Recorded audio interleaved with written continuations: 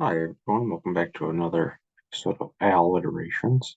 Uh, Today we're going to be looking at a novella by uh, author Henry James, uh, The Beast in the Jungle. This written in 1902, published 1903, written in London, where Henry James was based largely.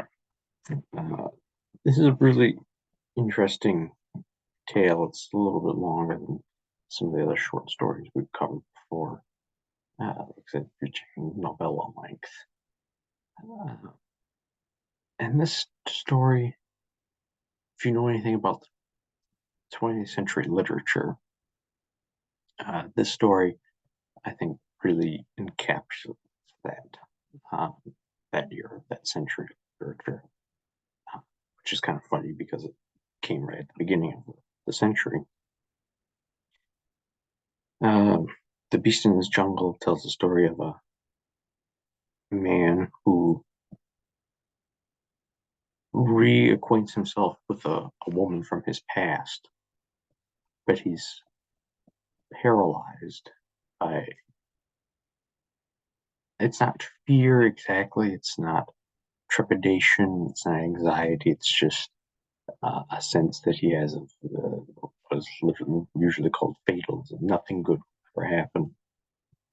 Why bother trying? Uh, and something that I think people today struggle with a lot. But this just goes to show that people 120 years ago also struggled with it. But anyways, he, this man, cannot really uh, function. He enjoys the company of this woman, May Bertram, uh, but he can't do anything about it. He can't pursue a relationship with her. They will go out on dates. They will go out to dinners. They'll go out to plays and whatnot, concerts and so forth. They'll have conversations. They'll get to know each other, but they can never move forward. And the story focuses on the that want to be romantic relationship. It's not actually romantic. Uh, the potential of a romantic relationship, maybe. But John, the main character, he's like this in every other aspect of his life too. His work life, his personal life, beyond just this relationship. It's the paralyzation of nothing good will happen. Why should I try to continue? Why should I make efforts to improve myself? In the end, it doesn't matter. He always refers to this uh, idea that there will be like one good thing in my life, and then it will be taken away from me by the beast in the jungle, who's waiting to strike, who's waiting to pounce, and who will end my whatever joy I have, but not necessarily me, if that makes sense. And so this mindset that John has prevents him from ever experiencing that happiness,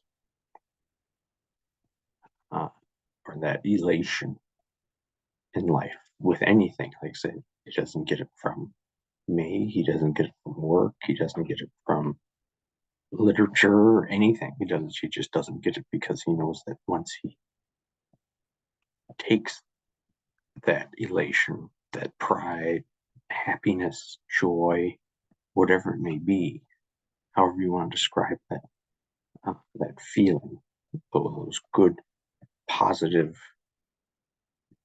strong emotions that fill you up with good feelings of elation, of power, of pride, that sort of thing. Whenever he does that, he knows that the beast in the jungle will come for him, and and that's a really sad way of looking at life, but I think something that we see is quite common now. I think there are a lot of people uh, who feel that way. Why even bother trying? You know, the government will get you down, society will get you down, your family will get you down, work, the man, whatever. I mean, I think it's a really sad way of looking at things because that means you live your life in misery because you're afraid of what happiness. You're afraid that the happiness will be taken away from you. But as speaking as someone who has experienced both happiness and unhappiness, you know, yeah, even if the happiness is taken away from you, that even if it's a short reprieve from unhappiness, it's definitely worth it. Uh, and I think that it's hard to see when you're in the moment of sadness, but I think it's something that's really really profound. And like I say, and eventually, unfortunately, John Mercham does let himself feel that happiness. Well, not exactly that. He lets himself. In the end, what happens, I guess, is he deprived himself of happiness for so long that in the end, the one thing that may have made him happy is no longer accessible to him, and so he's at his lowest point possibly in his life, and that's when the beast comes. And it's a very climactic scene. Uh, it's a great twist. The story leading up to it was enjoyable, but it wasn't anything. It made you feel for the characters, but it wasn't anything remarkable. That makes sense. And then that's in large. I think probably part of the point because this man didn't do anything remarkable. He was not able to make himself do something remarkable, enjoyable, and you as a reader feel that and see that because Henry James is a really good storyteller. He puts you right in the shoes of his characters, and then, like I say, in the end, you feel the beast come for you too. Uh, so I really recommend reading this novella.